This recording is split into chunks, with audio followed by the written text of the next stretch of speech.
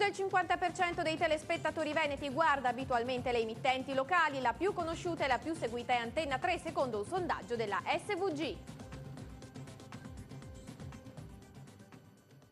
Parliamo ora di televisione. Secondo una recente indagine, Antenna 3 Nord-Est risulta l'emittente locale più conosciuta dai veneti. Sentiamo.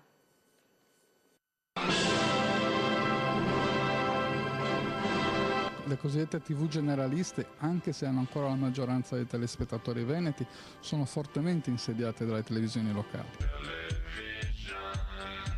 La televisione generalista nazionale, pur contando un numero maggiore di telespettatori, è seriamente insidiata dalle TV locali. In Veneto ben il 56% dei cittadini è un utente abituale dell'emittenza locale. Il cittadino cerca l'informazione del territorio, vuole conoscere la realtà che lo circonda, desidera ritrovare la propria identità.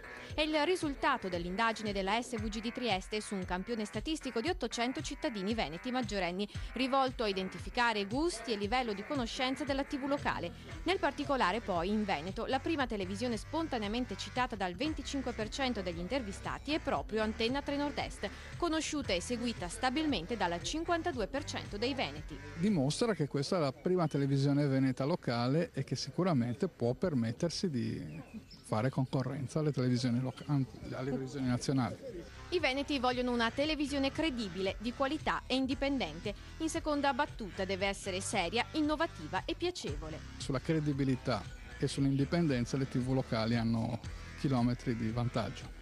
I telespettatori infatti associano alla nostra emittente caratteristiche quali la credibilità e l'indipendenza, che invece non ritrovano nei due network nazionali Rai e Mediaset. A fare la differenza, insomma, non sono i freddi e sempre più discussi dati d'ascolto, ma la credibilità. Più un emittente credibile, più un contenitore credibile, più la pubblicità è efficace. Quindi sarebbe bene cambiare i parametri. Lo switch off del 21 ottobre non fa paura, tutt'altro. L'emittenza locale sarà il futuro della TV digitale. Una TV locale che sia vicina al territorio e racconti cose che la TV nazionale non racconta, sicuramente ha un grande futuro. Noi abbiamo un raggio d'azione limitato nel nostro vivere quotidiano e la TV locale rappresenta la nostra vita, la nostra realtà.